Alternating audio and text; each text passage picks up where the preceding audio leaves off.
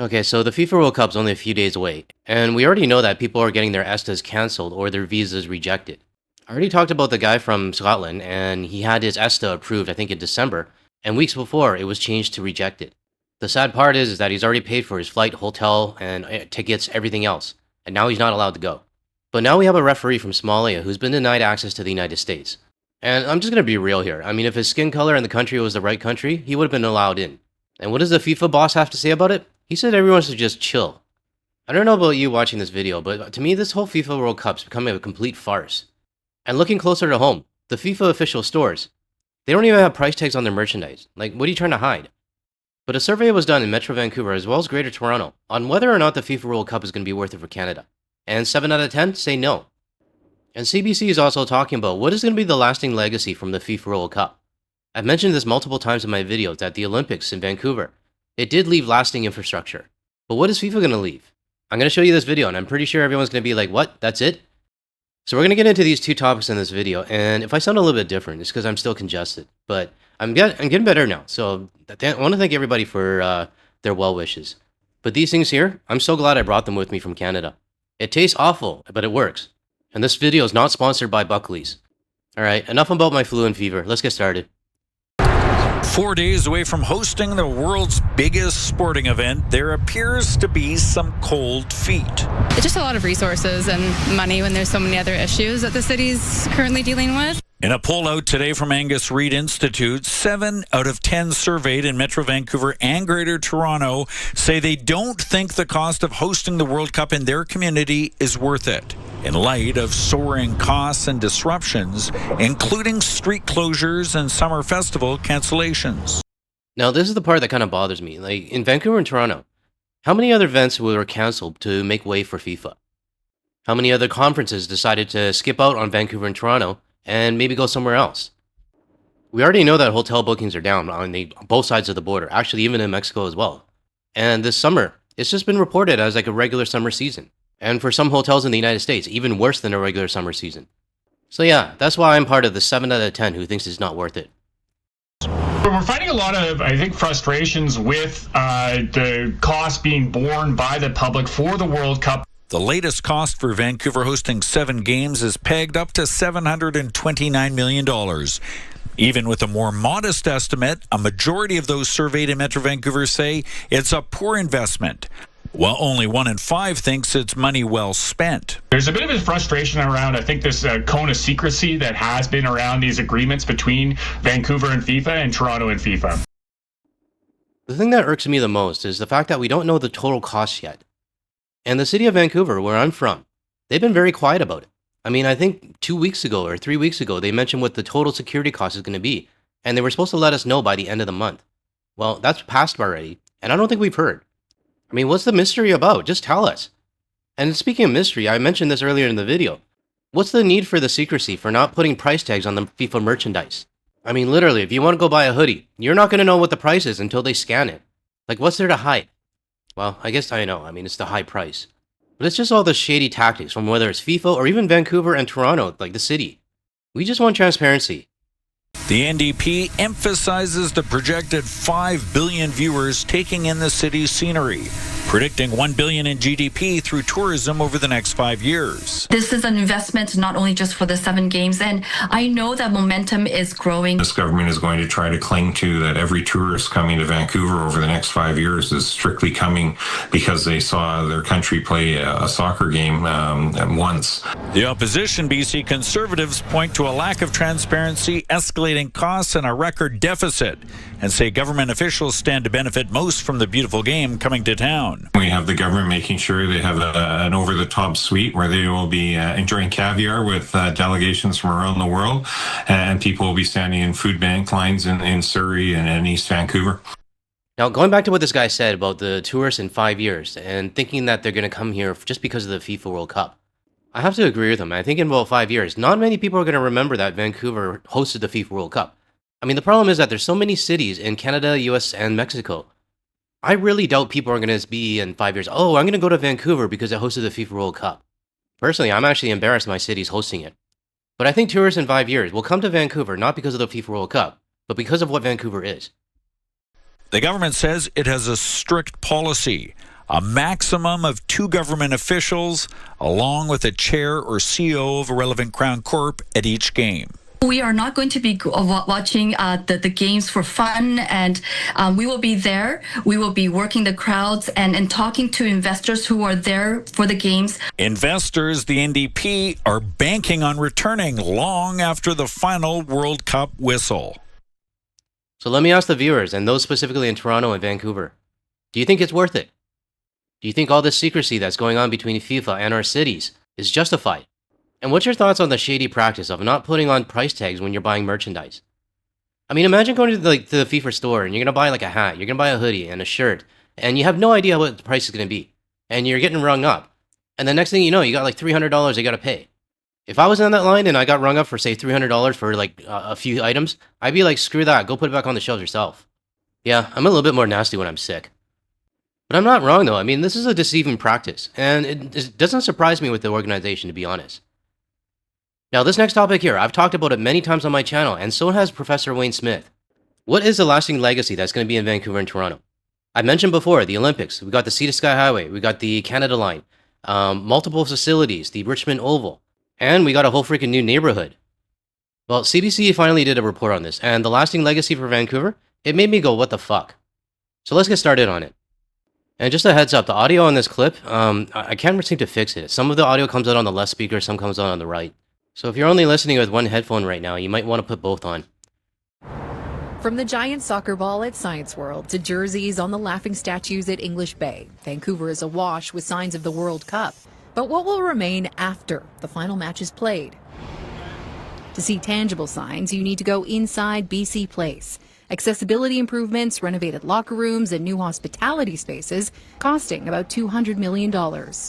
Okay, so far the only improvements that I see is if you go to a game in BC Place, and if you're rich and you can sit in a suite, you have a nice suite. Oh, I heard they have a new elevator too, so I guess that's a perk, right? This has been one of the great additions to BC Place from a legacy perspective.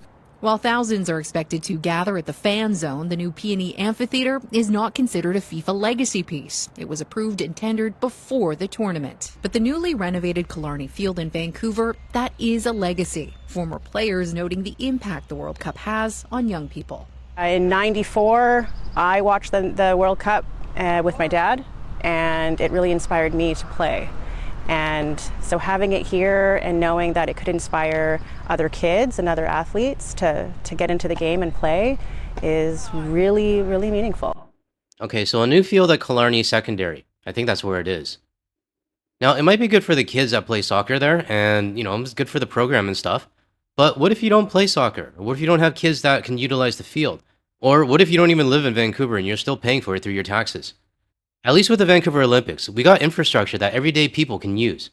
Not just the rich people that go to BC Place and kids that play soccer. What I hope is that when people look back at this World Cup and they see our team's efforts, that they look back and have memories and an equivalent amount of pride. But when it comes to big ticket items, the Expo line was built for Expo 86, and the Canada line was built for the 2010 Olympics. Our transit system was literally built for big events. Those previous events leaving lasting marks with new SkyTrains, improvements to the Sea to Sky Highway, and subsequent real estate booms. This time round, you're getting a commemorative keychain and premium access to an app. A freaking keychain. Yes, that's what we're going to get. Canadian taxpayers are going to pay hundreds of millions of dollars for an upgraded suite, an upgraded field, and some keychains. Thanks, Mr. Infantino, for wasting Canadian tax dollars. Where you can see FIFA is as a bit of a software update, whereas Expo and the Olympics were major hardware investments.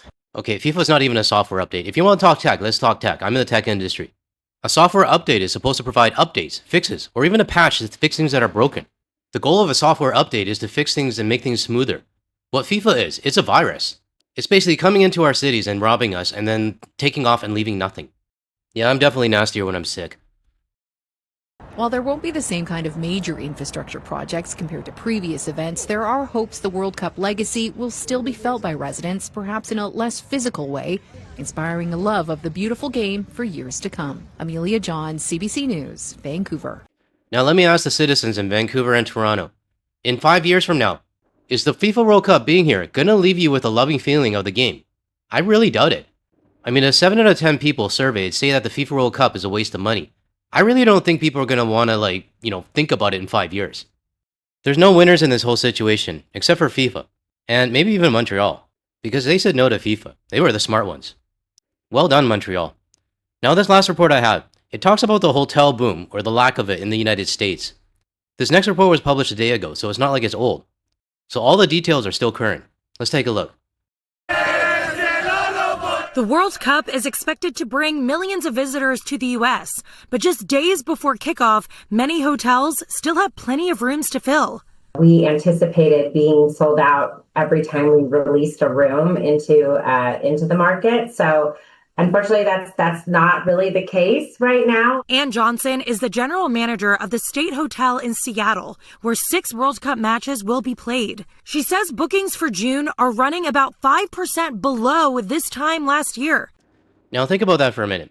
5% below last year. Last year, our boycott started what? March of last year? So they were already down compared to 2024. Now they're 5% down from last year. Realistically, with the FIFA World Cup, I would have expected maybe like a 10 to maybe even 25% increase from last year. But I was wrong. I'm happy to be wrong on this one. But I'm curious to know what the Taco Tuesday's Garden Gnome thinks about this one. I mean, you can't really fake your way through this one. A surprising shortfall given the games. It's making us a little bit nervous. She's not alone. According to the American Hotel and Lodging Association, 80% of hotels and host markets say bookings are running below expectations. So we were hoping we would be sold out by now, but unfortunately demand is not there yet. Emre Osut is the regional director of sales for the Lancaster Hotel in downtown Houston. He says many of the international visitors hotels were counting on have yet to arrive, citing high travel prices, visa challenges, and the overall cost of attending the tournament. I think you're missing some reasons there. I can name a few more. Your president and his administration, being in the same vicinity as any MAGA people, ICE running around, and CBP border issues outside of visa issues. There's tons more reasons why we're not coming over. And in fact, I actually just made a video about this yesterday, or the day before. It's 50 reasons to stay away, provided by one of our viewers who helped to collate all the reasons together. If you haven't seen this video yet, I'll leave a link in the description below. But I really hate it when the US media sugarcoats the reasons why people are not coming over. Ticket prices are extremely unaffordable. There are games in Canada and Mexico as well, which that may be more affordable for some people to go there than coming to the United States. Another factor, FIFA reserved large blocks of hotel rooms years ago, expecting a surge of fans.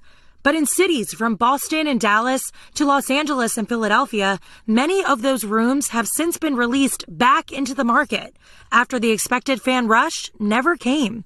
FIFA is claiming all the tickets sold out, but we don't see that on the hotel. So I'm curious to see where these people are going to stay. The answer may be short-term rentals. Currently, both our properties are fully booked.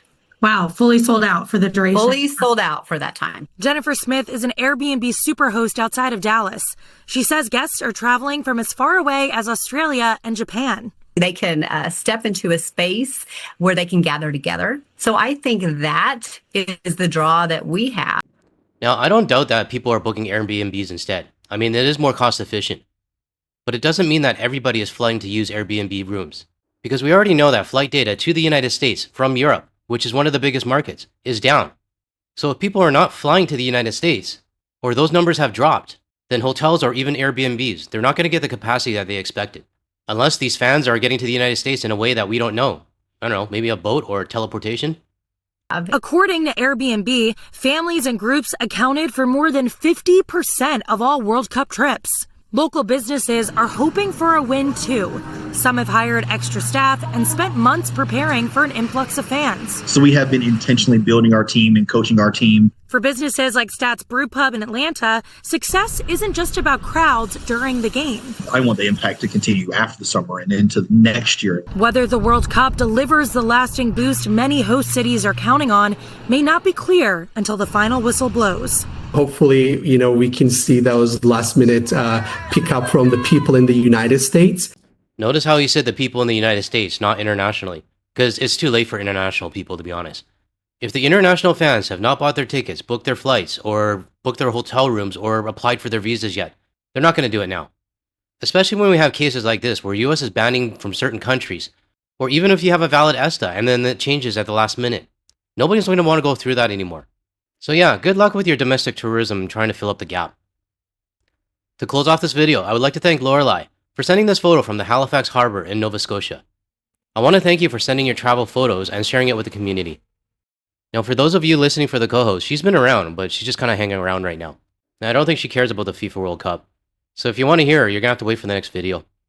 If you found any value in anything I said today, or you want to hear more from a Canadian and international point of view, without the US media bias, make sure you hit that like and subscribe button below. That way you'll be notified of my future videos. And don't forget to hit the bell and select all as well. Now, if you want to see more of my videos on the FIFA World Cup, check out the ones that are going to show up on your screen shortly. Thanks everyone. I'll catch you in the next one.